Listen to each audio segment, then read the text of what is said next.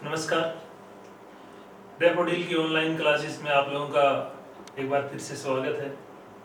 मैं सुखदेव खिलेरी। भारत के भौगोलिक विभाजन के अंतर्गत हम लोग पढ़ रहे थे हिमालय की उत्पत्ति, हिमालय का भौगोलिक विभाजन, हिमालय का प्रादेशिक विभाजन हम लोगों ने पढ़ लिया था।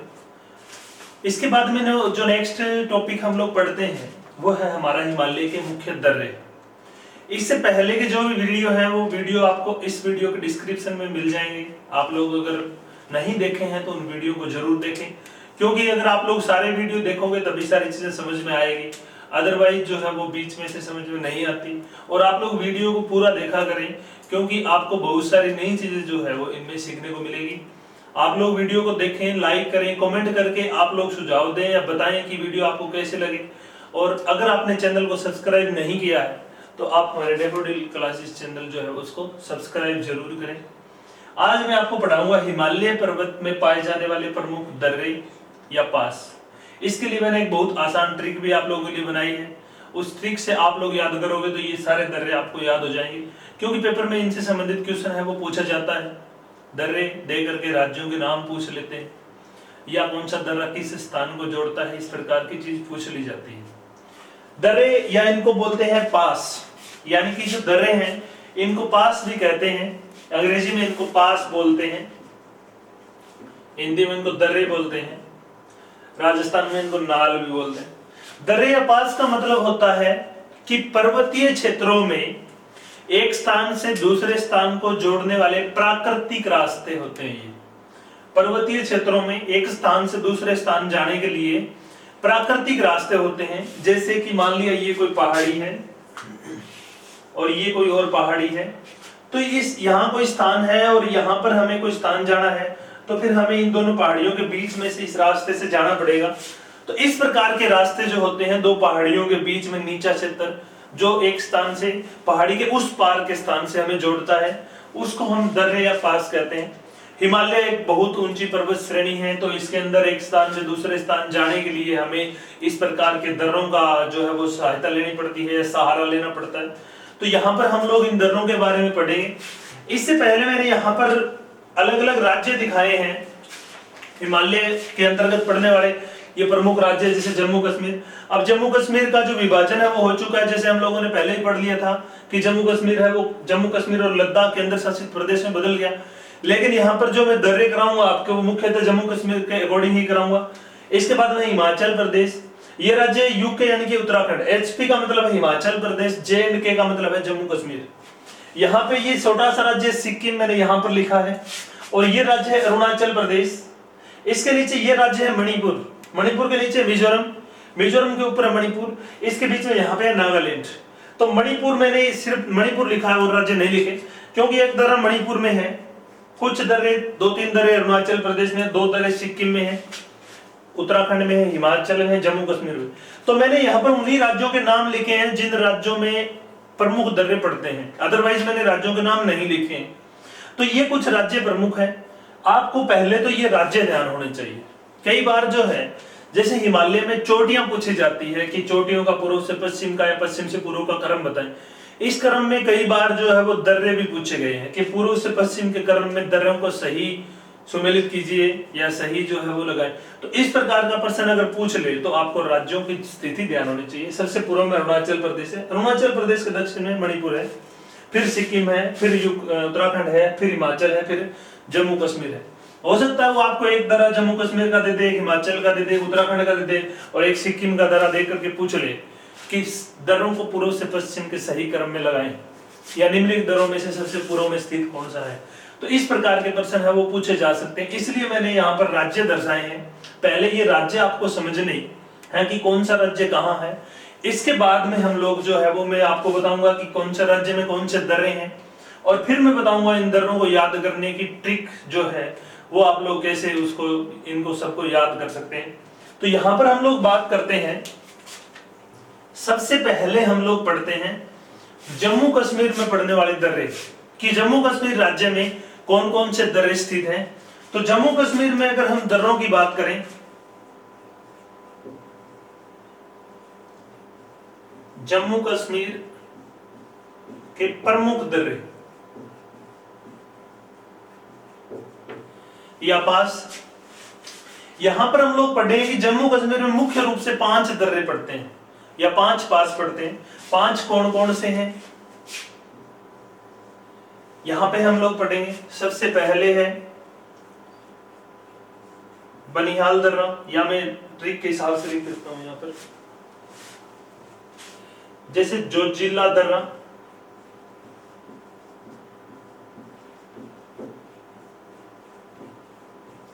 दूसरा है पीर पंजाल दर्रा,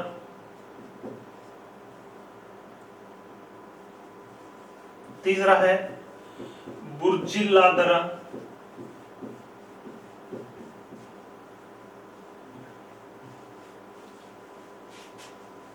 इसके बाद में है कराकोरम दर्रा,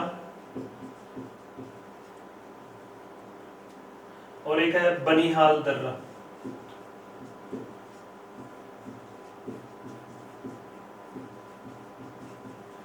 ये है यहाँ पे 5 दर्रे, जोजिला, पीर पंजाल, बुर्जिला, बनिहाल, कराकोरम। ये 5 दर्रे हैं प्रमुख कहां, जम्मू कश्मीर में। इनकी 5 स्थिति मैं यहां पर दिखाऊंगा, और इन दर्रों की अगर हम बात करें तो ये किस स्थान से किस स्थान को जोड़ते हैं वो चीज भी बताऊंगा, और फिर मैं अंत में इन सब की ट्रिक बताऊंगा कि किस प्रकार से जम्मू कश्मीर के दर्रों को याद रख सकते हो, किस बार हिमाचल के, या किस प्रकार से उत्तराखंड सिक्किम के याद रख सकते हो। सबसे पहले यहाँ पर हम लोग देखते हैं कि जम्मू कश्मीर में भौगोलिक दृष्टि से कौन सा दर्रा कहां स्थित है। तो ये यहां पर एक बॉर्डर है, इस बॉर्डर का नाम है LOC, ये भी आगे आएगा। सबसे पहले जो दर्रा में यहाँ पे जम्मू कश्मीर जो नाम है ये मिटा रहा हूं, यहाँ पे सबसे पहले जिस दर्रे की हम बात करते हैं वो दर्रा है आपका,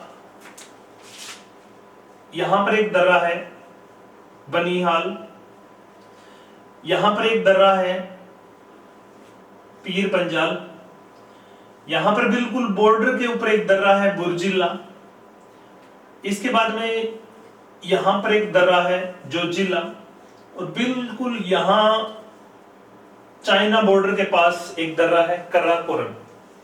अब यहां पे मैं इनके नाम लिख देता हूं दोबारा से कि कौन सा दर्रा कौन सा है। ये जो दर्रा है इस दर्रे का नाम है बनिहाल, इस दर्रे का नाम है पीर पंजाल, इस दर्रे का नाम है बुर्जिला, इस दर्रे का नाम है कराकोरम,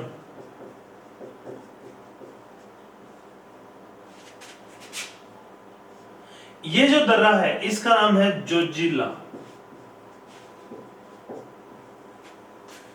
इस प्रकार से ये प्रमुख 5 दर्रे हैं।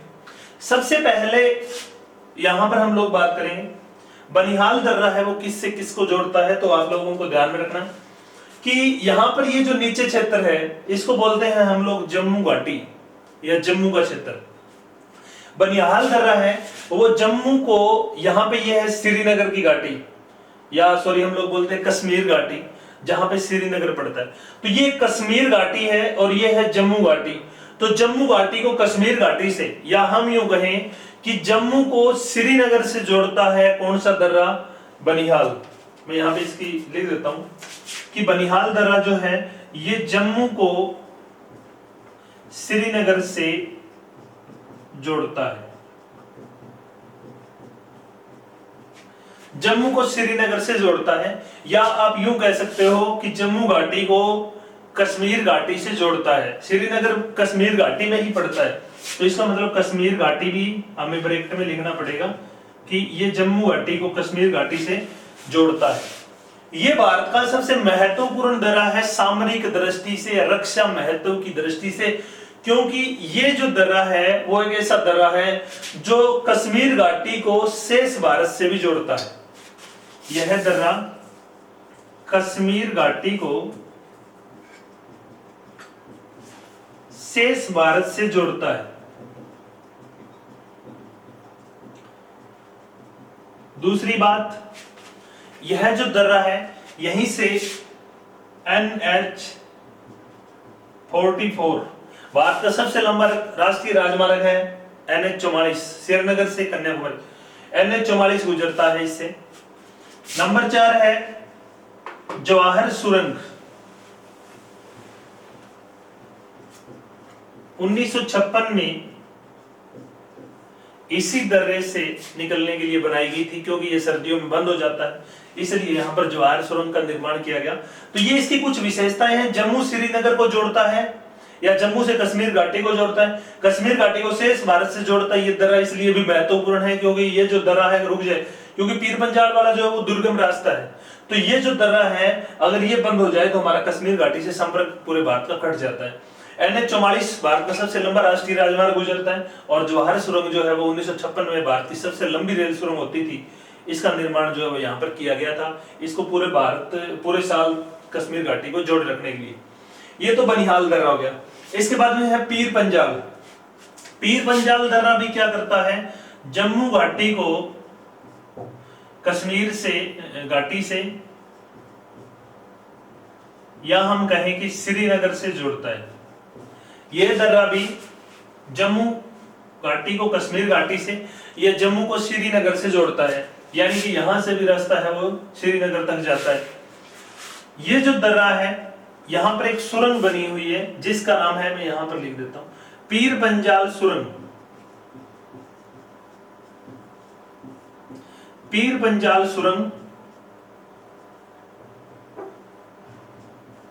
जिसकी लंबाई है 11.2 किलोमीटर, और ये भारत की सबसे लंबी सुरंग है, भारत की सबसे लंबी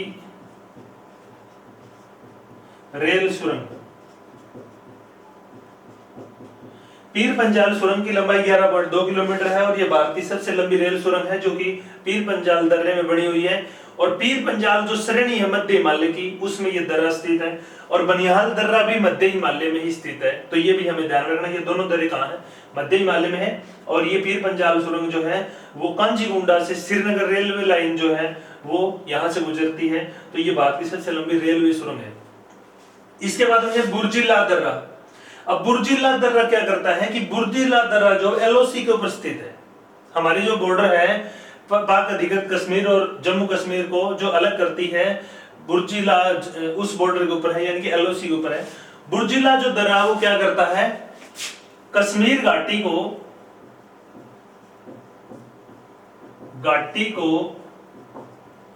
POK से जोड़ता है, POK से जोड़ता है, कश्मीर घाटी को POK से जोड़ता है।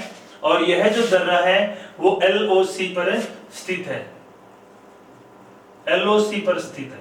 ये चीज हमें ध्यान में रखनी है कि बुर्जिला LOC पर स्थित है और ये कश्मीर घाटी को POK से जोड़ता है। इसके बाद में है जोजिला। अब हम लोगों ने यहां पर पढ़ लिया कि ये जो स्थान है श्रीनगर है, या हम यूं कहें कि कश्मीर घाटी है,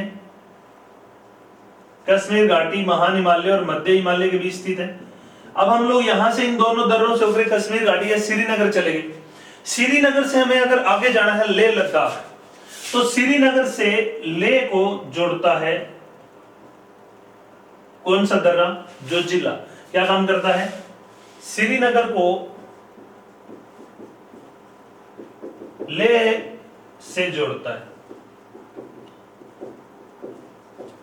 जोजिला दर्रा जो है वो श्रीनगर को लेह से जोड़ता है, और यहीं पर 2018 में जोजिला सुरंग का निर्माण शुरू हो गया है।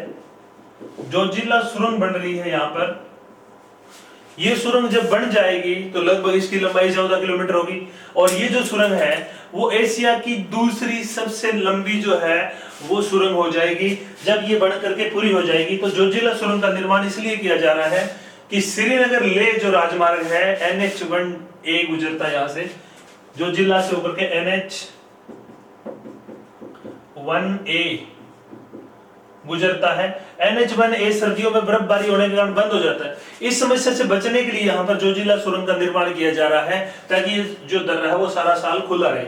तो ये तो जोजिला की बात होगी। जोजिला सुरंग जो श्रीनगर को लेह से जोड़ती है, जोजिला सुरंग का निर्माण किया जा रहा है, और NH-1A जो है वो इसके ऊपर स्थित है। NH-1 जो है A है वो क्या करता है, लेह से श्रीनगर जाता है। और श्रीनगर से आगे जो एनएच जाता है उसका नाम है 44, भारत का सबसे लंबा है, कन्याकुमारी तक जाता है, फिर वर्तमान में सबसे लंबा राष्ट्रीय राजमार्ग। इसके बाद में है कराकोरम। कराकोरम यानी कि कराकोरम श्रेणी में पड़ता है। जोजिला जो दर्रा है ये महान हिमालय में पड़ता है। कई बार ये भी पूछ लेते हैं कि कौन सा दर्रा किस श्रेणी में पड़ता है, तो ये महान हिमालय में पड़ता है, महान हिमालय में स्थित है। ये दर्रा है मध्य हिमालय में, और ये भी क्या, पीर पंजाल श्रेणी, जिसका मतलब ये भी मध्य में है। बुर्जिला जो दर्रा है ये ट्रांस हिमालय में है, और ये भी क्या है, कराकोरम श्रेणी में। कराकोरम दर्रा मतलब इसका ये है कि ये ट्रांस हिमालय में स्थित है, पहली बात तो। दूसरी बात, अगर हम बुर्जिला इस कराकोरम दर्रे की बात करें तो कराकोरम जो दर्रा है ये भारत का सबसे ऊंचा दर्रा है। नंबर 2 इसकी विशेषता है, भारत का सबसे ऊंचा दर्रा है।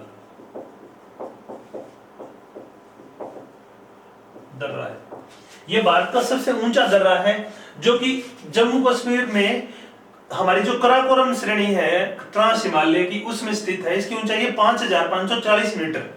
और ये जो दर्रा, इसका कुछ क्षेत्र जो वो चीन ने अतिक्रमण कर लिया, यानी कि चीन ने कब्जे कर लिया, तो ये बंद ही रहता है। ये जो दर्रा जोड़ता है उसकी अगर हम बात करें तो ये लेह को, यानी कि हम यूं कहें कि लेह लद्दाख को, यह लेह लद्दाख को चीन में तारिम बेसिन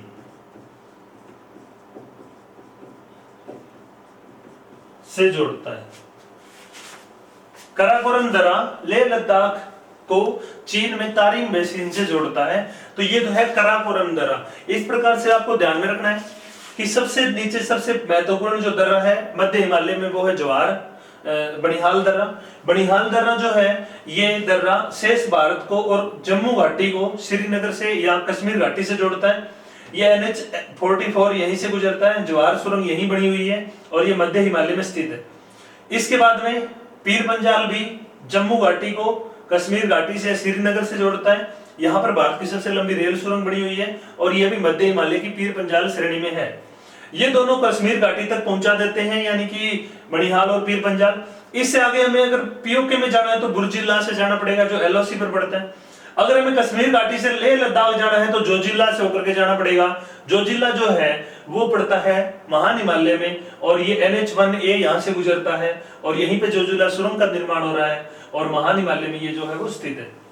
अगर हमें लेह लद्दाख से और आगे जाना है, तारिम बेसिन यारकंद क्षेत्र पड़ता है चीन का, अगर वहां जाना है तो फिर हमें कराकोरम दर्रा पार करना पड़ेगा, जो भारत का सबसे ऊंचा दर्रा है, और ज्यादा बर्फबारी होने के कारण अधिकांश समय तक बंद ही रहता है, और ये चीन से विवादित होने के कारण भी बंद रहता है। तो वो है हमारा कराकोरम दर्रा।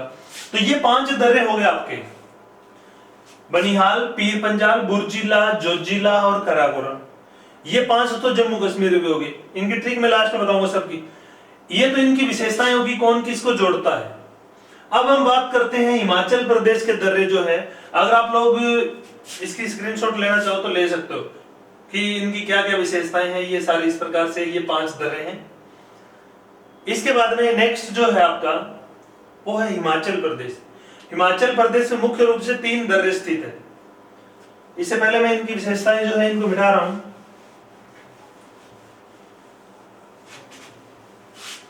हिमाचल प्रदेश के दर्रों की हम लोग बात करेंगे, इनकी क्या क्या विशेषताएं हैं।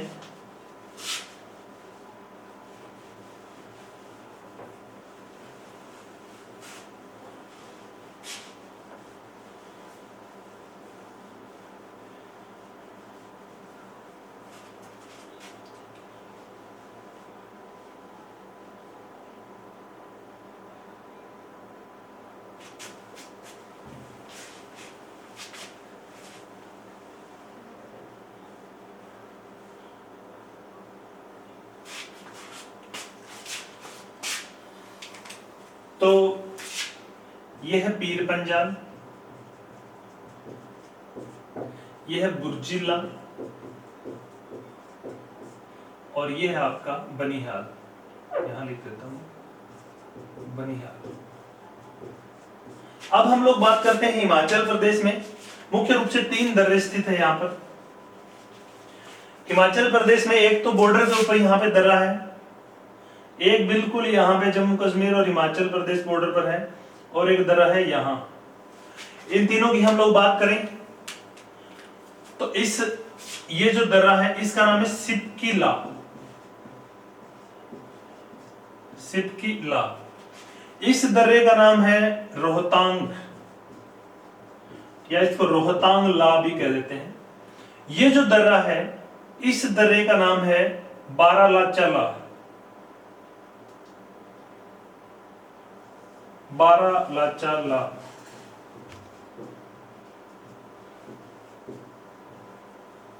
बारालाचा।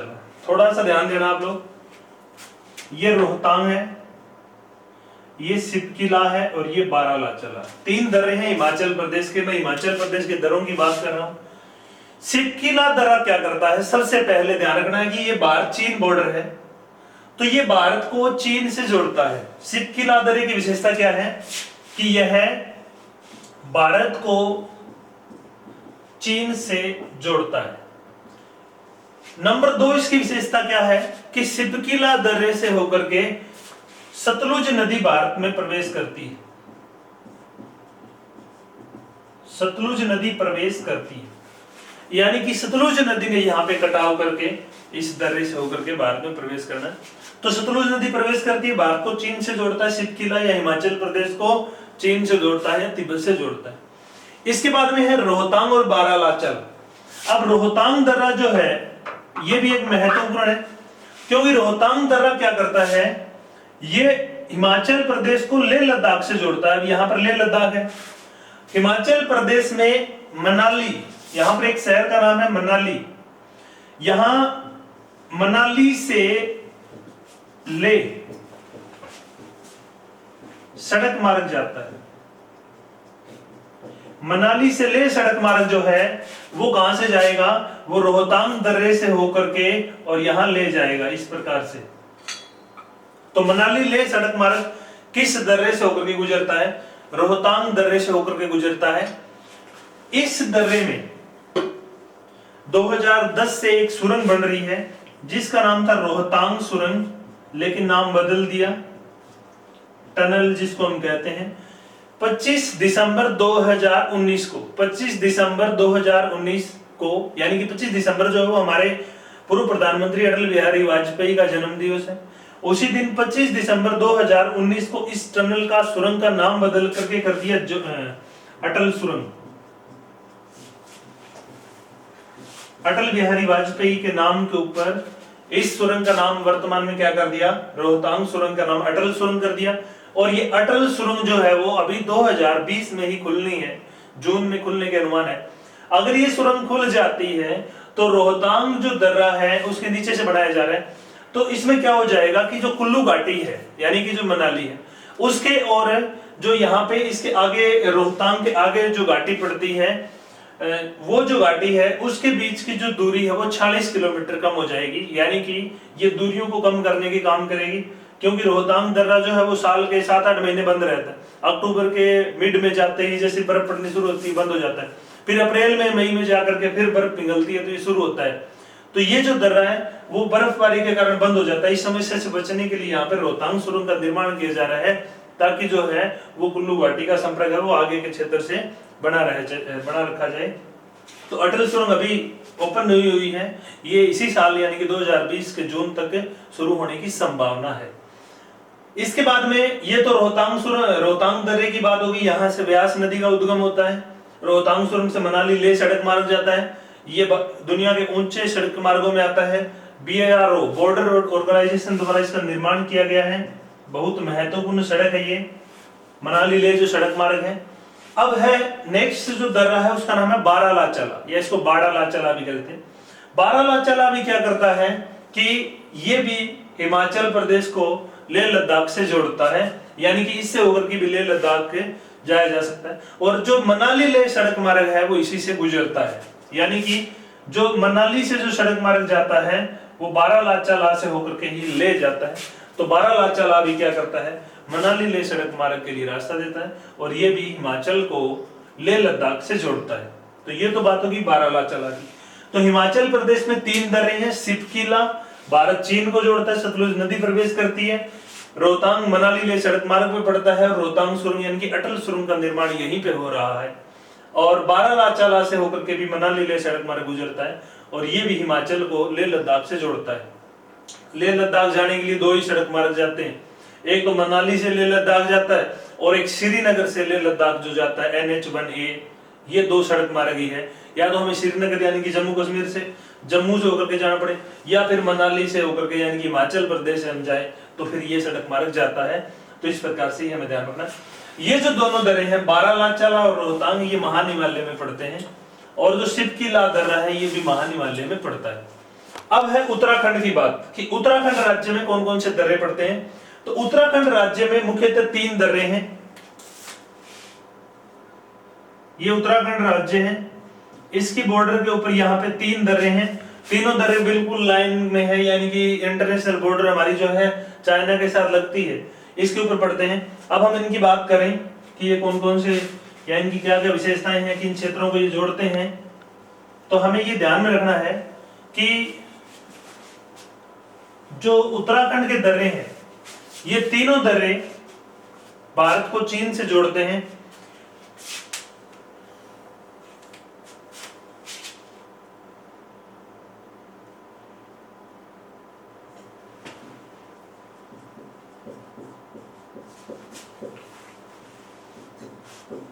माना दर्रा, नीति दर्रा, और तीसरे का नाम है लिपू लेक।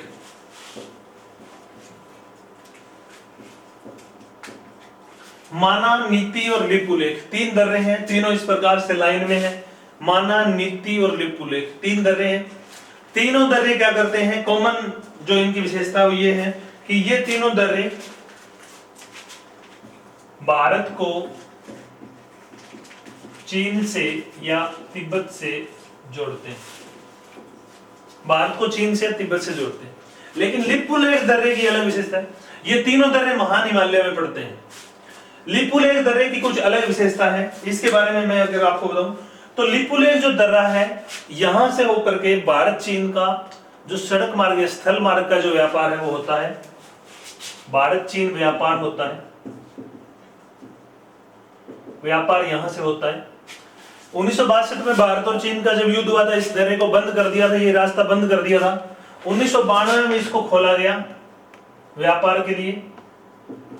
इस दर्रे को 1992 में व्यापार के लिए खोला गया, और इस दर्रे से होकर के कैलाश मानसरोवर यात्रा के लिए रास्ता जाता है। ये भी इंपॉर्टेंट है। इसकी जो तीसरी विशेषता ये है कि कैलाश मानसरोवर के लिए जो यात्रा के लिए जो रास्ता जाता है वो यहां से जाता है।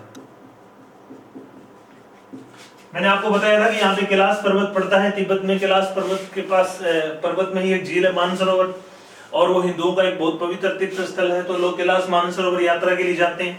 कैलाश मानसरोवर यात्रा के लिए 2 रास्ते हैं, एक सिक्किम में नाथुला दर्रे से होकर के जाता है, और एक उत्तराखंड में लिपू लेक दर्रे से होकर के जाता है। तो ये कैलाश मानसरोवर यात्रा के लिए प्राचीन मार्ग है, भारत चीन व्यापार के लिए ये मार्ग है, और ये 1962 से लेकर 1992 तक बंद रहा था। सबसे पहले इसको ही 1992 में चीन और भारत व्यापार के लिए खोला गया।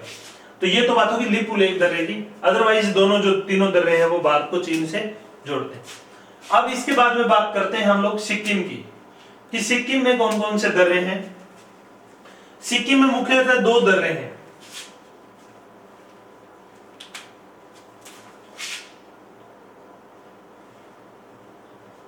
सिक्किम में प्रमुखतः 2 ही दर्रे हैं। मैं यहां पर आपको लिख देता हूं कौन कौन से हैं और इनकी क्या विशेषताएं हैं। एक जो दर्रा है उसका नाम है, यह है सबसे इंपॉर्टेंट दर्रा जिसका नाम है नाथुला,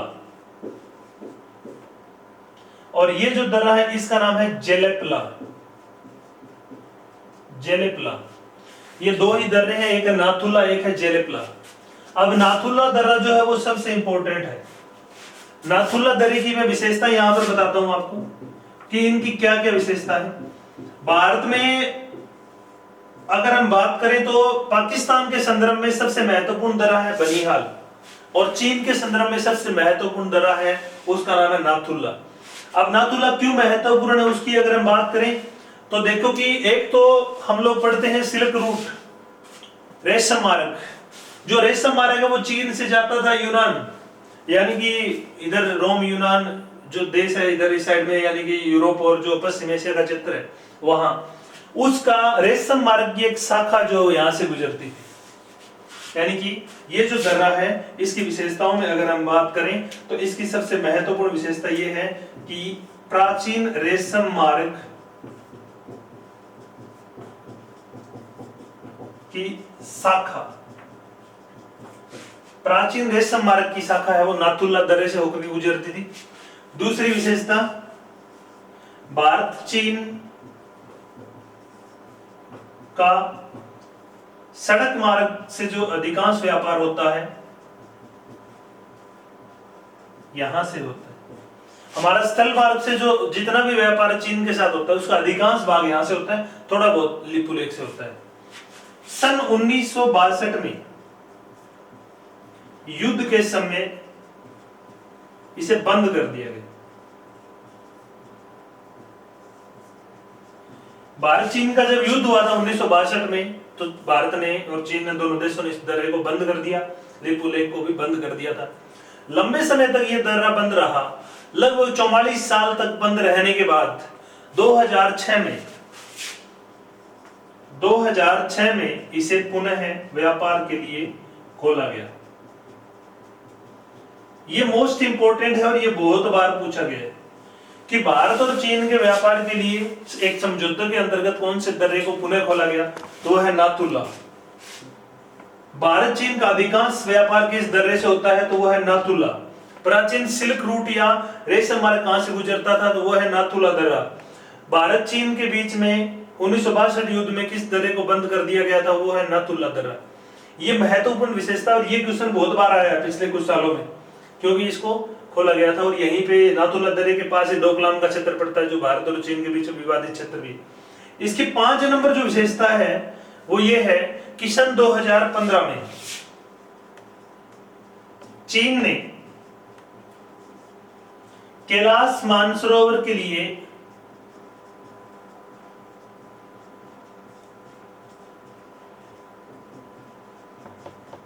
यहां से रास्ता खोल दिया। कैलाश मानसरोवर जाने के लिए पहले एक ही रास्ता था, वो था लिपुलेख दर्रे से। बड़ा दुर्गम रास्ता है, यहाँ की चढ़ाई बहुत ज्यादा है, अच्छे 7-7 हजार मीटर की चोटियों से या श्रेणियों से गुजरना पड़ता है, इसलिए बहुत दुर्गम रास्ता है। और इस रास्ते से पैदल बहुत ज्यादा चलना पड़ता है, इसलिए यात्री यहाँ से जाना पसंद नहीं करते। चुनौतीपूर्ण है, हम यूं कह सकते हैं दुर्गम है। लेकिन भारत सरकार ने चीन सरकार के साथ एक समझौता किया 2015 में। इसने कहा कि आप लोग जो है वो नाथुला दर्रे से होकर के एक रास्ता हमें दीजिए, ताकि कैलाश मानसरोवर जाने वाले यात्रियों के लिए जो है वो ये रास्ता आसान हो जाए। तो अब जो है वो 2015 के बाद में चीन गवर्नमेंट ने भारत से कैलाश मानसरोवर जाने वाले यात्रियों के लिए ये रास्ता खोल दिया है। तो इस रास्ते से जो लोग जाते हैं उनको कम चुनौतियों का सामना करना पड़ता है। वो स्थल मार्ग के रास्ते यहाँ दार्जिलिंग से फिर सिक्किम, और सिक्किम से फिर जो है वो यहाँ जाते हैं, और कुछ ही किलोमीटर उनको पैदल चलना पड़ता है। तो कैलाश मानसरोवर जाने के लिए नया रास्ता जो है वो कहाँ से, वो नाथुला से। प्राचीन रास्ता कहाँ है, लिपुलेख से, और 2 ही रास्ते हैं वहां जाने के लिए। तो ये कुछ महत्वपूर्ण विशेषताएं हैं। प्राचीन रेशम मार्ग की शाखा गुजरती है, भारत चीन सड़क मार्ग व्यापार के लिए सबसे महत्वपूर्ण दर्रा 1962 में बंद हुआ था, 44 साल बाद 2006 में पुनः खोला गया, और कैलाश मानसरोवर के लिए भी खोल दिया गया। इसके बाद में नेक्स्ट दर्रा है जेलेपला। सिक्किम में एक दर्रा है जेलेपला। जेलेपला जो दर्रा है वो सिक्किम और भूटान बॉर्डर पे पड़ता है, यानी कि इसके पूर्वी भाग में पड़ता है सिक्किम के। इस दर्रे से होकर के तिब्बत की राजधानी का नाम है लहासा। लहासा एक शहर है, तिब्बत की राजधानी। तिब्बत हालांकि चीन के अधिकार में पड़ता है। दलाई लामा जिनको शांति का नोबेल मिला था, यहाँ के धर्मगुरु हैं, बहुत लंबे समय तक भारत में धर्मशाला में शरण लिए हुए हैं। वही है लहासा। तिब्बत की राजधानी लहासा को जोड़ता है भारत से या सिक्किम से, यहाँ रास्ता जाता है। भूटान के रास्ते लहासा जो है वो रास्ता जाता है जेलेपला दर्रे से होकर के। और यहाँ पर एक क्वेश्चन पीछे पूछा गया था कि भारत से लहासा या सिक्किम से लहासा जाने वाला जो रास्ता है वो किस घाटी से होकर के जाता है? तो ये यहाँ पर एक घाटी है, चुंबी घाटी। चुंबी घाटी, चुंबी घाटी से होकर जो रास्ता है वो लहासा जाता है। तो भारत दार्जिलिंग, दार्जिलिंग से फिर चुंबी घाटी, उसके बाद में भूटान होते हुए और लहासा जाया जाता है। तो जेलेपला दर्रा क्या काम करता है? भारत को तिब्बत से या लहासा से जोड़ता है, इसका इतना ही काम है। और ये रास्ता चुंबी घाटी से होकर जाता है, ये हमारे लिए थोड़ा सा इंपॉर्टेंट है। चुंबी घाटी जो है वो सिक्किम में पड़ती है, दार्जिलिंग के बाद पड़ती है, और वो जो है वो भूटान के होकर के ये रास्ता प्रदान करती है। इसके बाद में अरुणाचल प्रदेश के दर्रे, ये तो होगी सिक्किम के दो दर्रे, एक का नाम है नाथुला और दूसरे का नाम है जेलेपला। अब 3 दर्रे हैं अरुणाचल प्रदेश में। अब ये विशेषताएं इनकी होगी। इसके बाद में हम लोग बात करते हैं अरुणाचल प्रदेश के 3 दर्रों की।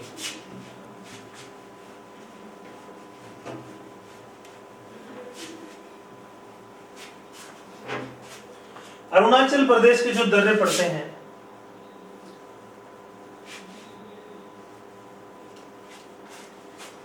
वो कौन कौन से हैं, उसमें अगर हम बात करें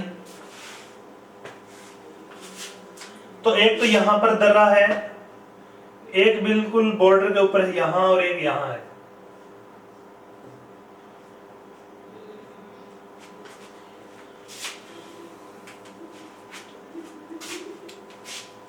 इस दर्रे का नाम है बोमडिला। ये जो दर्रा है इसका नाम है बोमडिला। अरुणाचल प्रदेश में भूटान से थोड़ा सा आगे एक दर्रा है बोमडिला।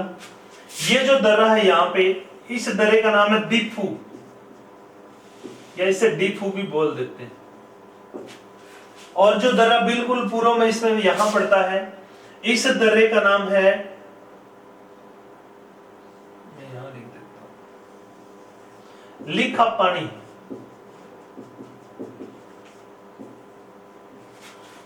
तीसरा जो दर्रा है ये यहां, इसका नाम है लिखापानी। दीफू, लिखापानी पूर्वी बॉर्डर पे है, इसके उत्तरी बॉर्डर पे है बोमडिला। अब हम बात करेंगे कि बोमडिला दर्रा क्या करता है। बोमडिला दर्रा भी जो है वो तिब्बत की राजधानी लहासा से जोड़ता है। किसको? अरुणाचल को। तो इसकी विशेषता ये है कि अरुणाचल को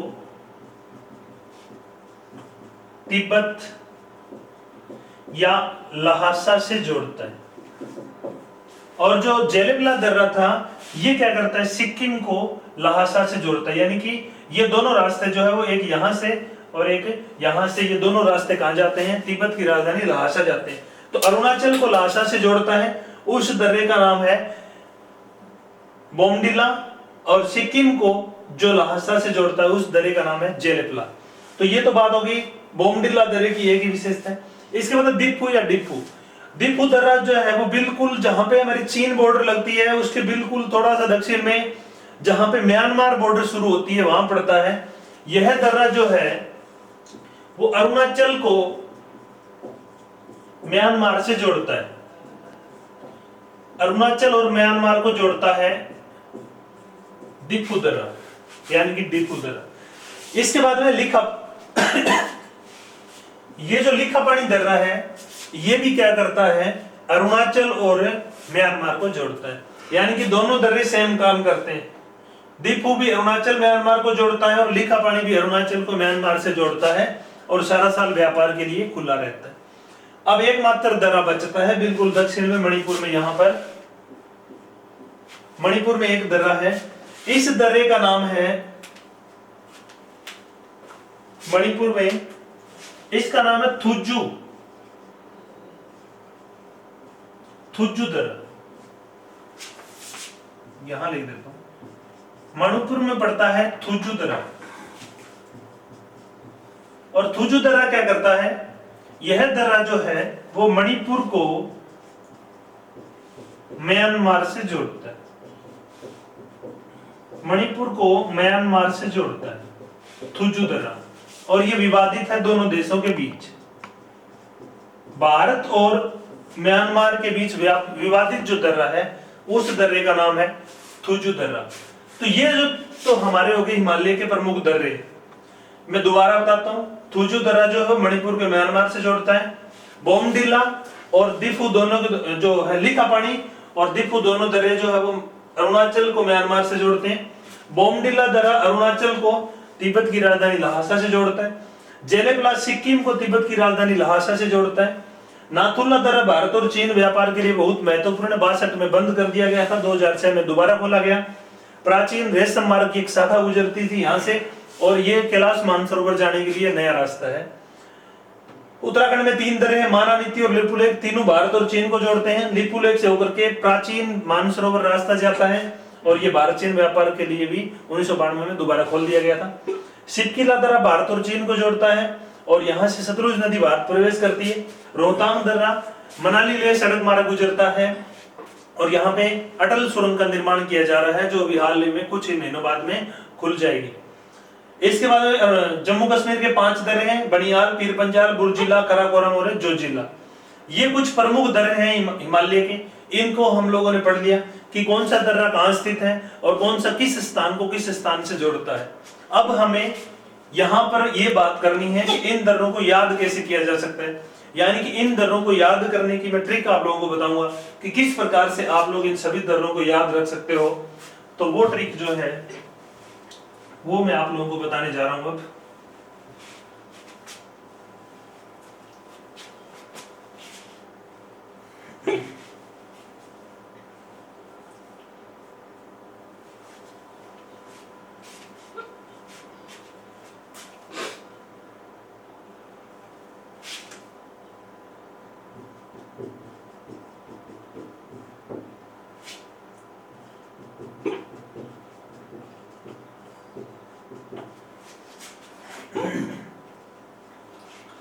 अब आप लोगों को ये ध्यान में रखना है कि जैसे जम्मू कश्मीर में 5 दर्रे हैं, हिमाचल प्रदेश में 3 दर्रे हैं, 3 ही उत्तराखंड में है, 2 सिक्किम में है और 3 दर्रे हैं आपके अरुणाचल प्रदेश में। अब हम इनको कैसे याद रख सकते हैं, वो चीज जो है हमारे ध्यान में रखनी है हमें। सबसे पहले हम बात करते हैं कि जम्मू कश्मीर के दर्रों को किस प्रकार आप याद रखोगे। आप लोगों को यहां पर याद रखना है, मैं यहां पर लिख देता हूं। नंबर 1 जम्मू कश्मीर के दर्रे, नंबर 2 हिमाचल के दर्रे। हिमाचल में है सिपकीला,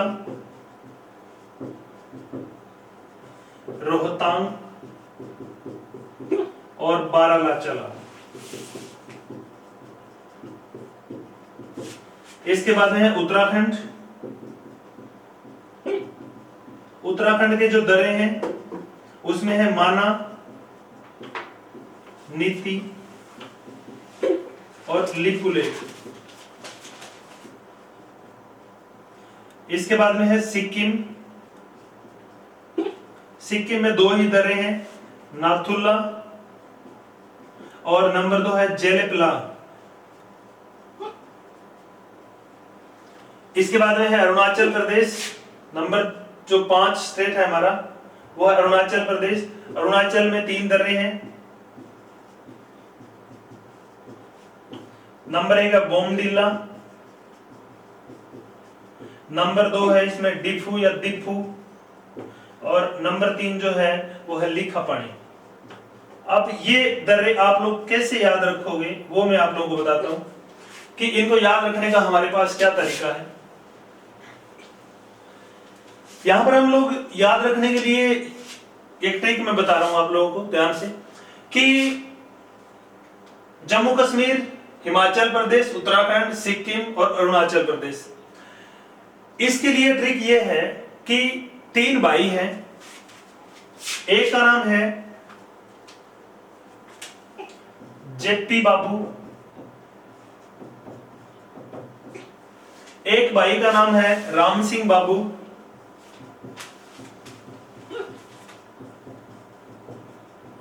ये सगे भाई हैं।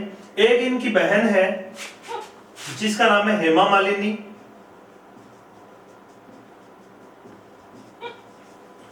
और इसका जो तीसरा भाई है उसका नाम है जिन्ना। यहां पर आपको ध्यान में रखना है कि 3 भाई और 3 भाइयों की एक बहन है। 3 भाइयों में एक का नाम है जेपी बाबू, एक का नाम है राम सिंह बाबू, एक का नाम है जिन्ना, और इनकी चौथी बहन का नाम है हेमा मालिनी। अब आपको याद में रखना है कि जेपी बाबू से आप क्या याद रख सकते हो, तो जेपी बाबू से हम लोग याद रख सकते हैं कि जो जेपी बाबू है वो रहता है जम्मू कश्मीर में, उसका मकान है जम्मू कश्मीर में। जो राम सिंह बाबू है उसका मकान है उत्तराखंड में।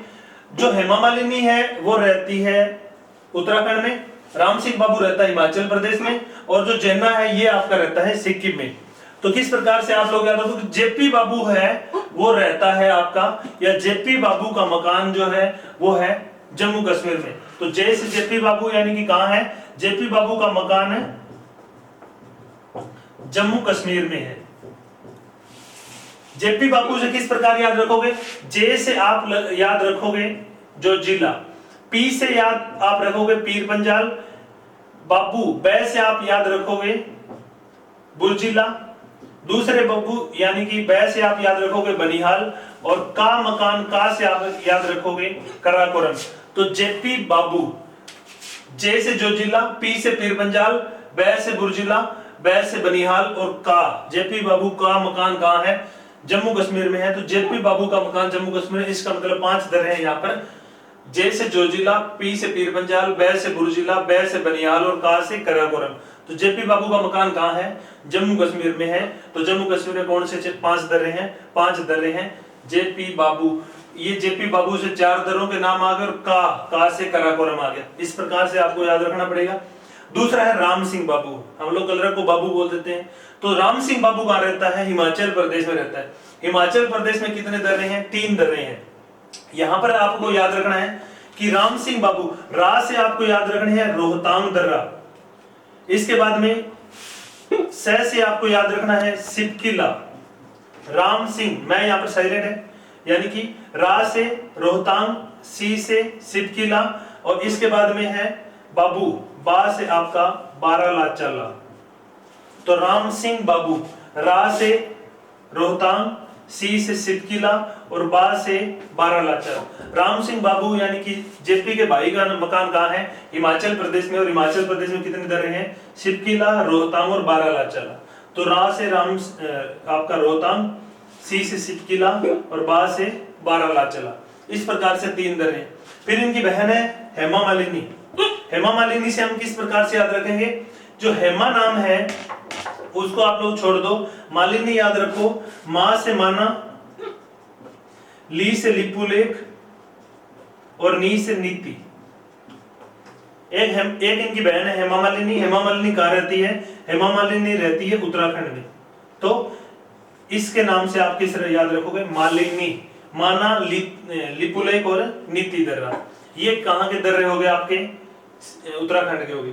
इसके बाद में बचता है आपका सिक्किम में। सिक्किम में इसका चौथा जो है वो रहता है, यानी कि 3 भाई और 1 बहन है। चौथा भाई कहां रहता है, वो रहता है जेना कहां रहता है, सिक्किम में। तो इसमें है क्या, जेना, जे से जेलिपला, और ना से नाथुला। जेना कहां रहता है, जेना सिक्किम में रहता है, सिक्किम में रहता है। अब आपको ये सिक्किम के दर्रे याद होंगे कि जेना कहां रहता है, सिक्किम में रहता है, जेलिपला और नाथुला। हेमा मालिनी कहां रहती है, उत्तराखंड में रहती है, माना, नीति और लिपुलेख। राम सिंह कहां रहता है, हिमाचल प्रदेश में रहता है, रोहतांग, सिपकिला और बारालाचाला।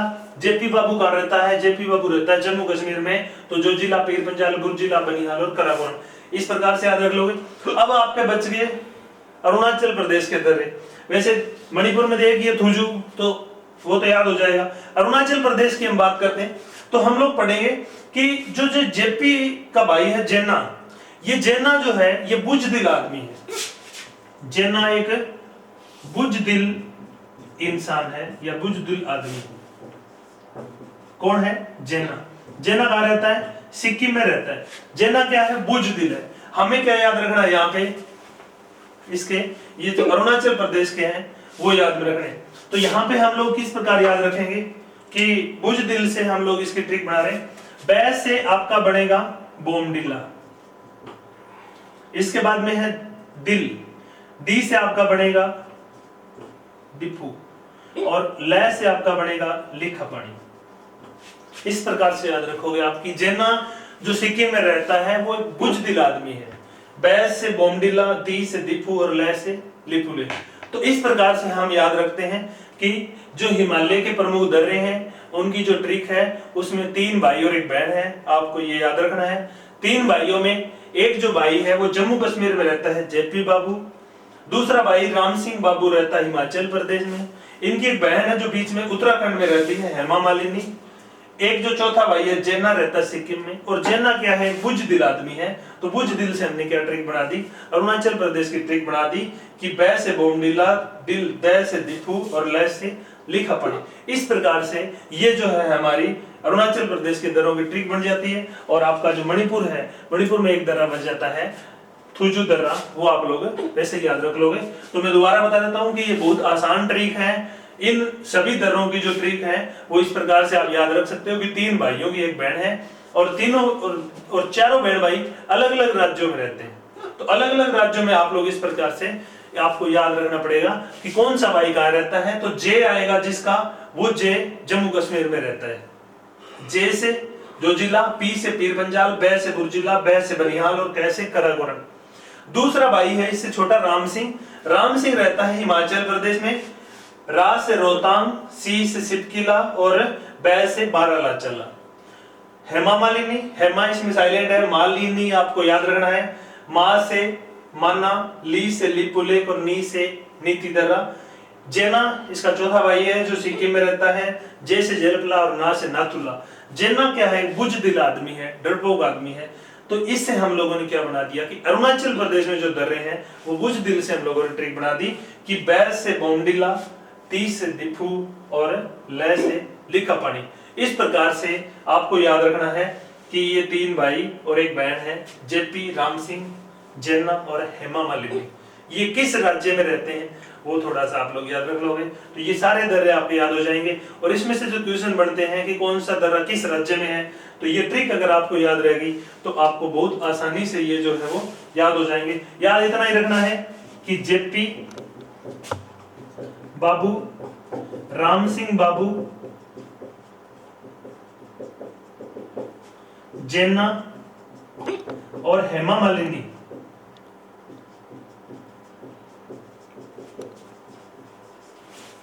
ये 4 भाई बहन जो हिमालय के अलग अलग राज्यों में रहते हैं। और इसी के आधार पर हमें ये ट्रिक बनानी है। तो आप लोगों को उम्मीद करता हूं कि ये ट्रिक अच्छी लगी होगी और आप लोग इन दर्रों को जो है वो आसानी से याद कर लोगे। तो आज के लिए हमारा जो टॉपिक है वो इतना ही। आज हम लोगों ने पढ़ा हिमालय के प्रमुख दर्रे, किस राज्य में कौन से दर्रे पड़ते हैं और किस प्रकार से आपको याद रख सकते हो और किन क्षेत्रों को ये दर्रे हैं वो जोड़ते हैं। आपको ये कैसा लगा, आपको ट्रिक कैसे लगी, आप लोग है वो कमेंट करके जरूर बताएं। धन्यवाद।